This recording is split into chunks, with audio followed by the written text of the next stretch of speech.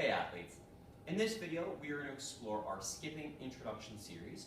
This is our foundation exercise for our ankle plyometric series.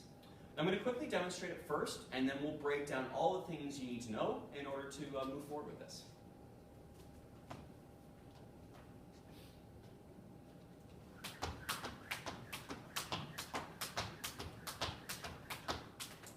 Okay, the first thing we need to start to talk about is the equipment, a skipping rope. There are many different types of skipping ropes. Some to most commercial gyms have access to them. If not, I am more than happy to provide you with an ability to access one, to buy one, or to give you good ideas of where you can pick up an alternative. What we first need to look at is what is the correct length. So in order to measure the correct length, what we want to start with is feet together, and then we want to bring the rope underneath the arches. So make sure they're equally wrapped around the two arches. From here, you want to think that the handle attachment is roughly mid-chest or nipple height, or the handle is armpit height. So there are some circumstances where a shorter or longer length can be advantageous, but as a good starting point, this is where we want you to go. And most of our progressions are about what's happening in the ankle versus shortening or lengthening the rope over time. So with that in mind, let me now perform a second demonstration. And what I want to draw your attention to is the ankles, knees, and hips. I just want you to watch this while it's going. I'll do 8 to 10 jumps from the front, and then I'll do 8 to 10 jumps from the side. So tall. And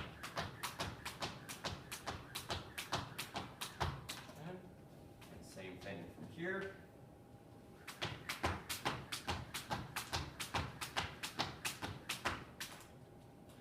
So hopefully what you saw was that my body was in a perfectly vertical position, basically from head all the way down to ankles. And that what we were hoping to do was minimize any hip action or any knee action. There should not be really any bend in these two areas. That the entirety of the work comes from the ankle bounce. And so just to see that again, basically I'm hitting the ground with a level of stiffness, with a level of tightness from that calf region, that foot region, that's giving me a very natural bounce. It's giving me that very easy elasticity off the ground. So knees are not locked, but from this position, they're not bouncing forward. They're not collapsing forward. Hips, there isn't too much to think about there. As long as you're staying tall, the hips really shouldn't move for you. So as we start to look up the body, same thing, vertical spine. We should not see any flexing or side bending while we're doing this exercise. So that brings us to the arms and where this movement should come from. Now, in terms of the arm slot, what we want to think is that the arms, and the hands more importantly, the hands are in line with the rest of the body. So you can imagine if I'm holding a rope, if my hands are out here, the circumference, the arc of my rope is offset from my body. If it's out here, I'm more than likely to catch my feet on the upswing. So we want to train a position where the hands are roughly in line with the front of the rib cage through that sequence. So hands are out, and in order to get the hands out, we actually have to externally rotate the shoulder. We have to twist the shoulder back ever so slightly, and almost as if we're bringing the elbow forward, tucking it under.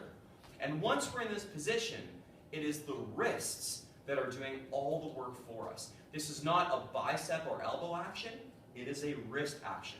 And some athletes are actually quite uncomfortable, or they just haven't practiced, doing the wrist rotation. So we provide you with a lot of information from bottom to top. I'm going to perform another 10 to 15 seconds, and I just want you to absorb and observe all those variables in sequence. From the front.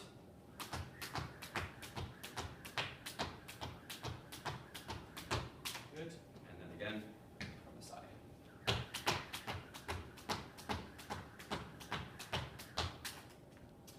So, many athletes struggle with this. There is, I would argue, a good percent of the population that are just generally uncomfortable with this exercise.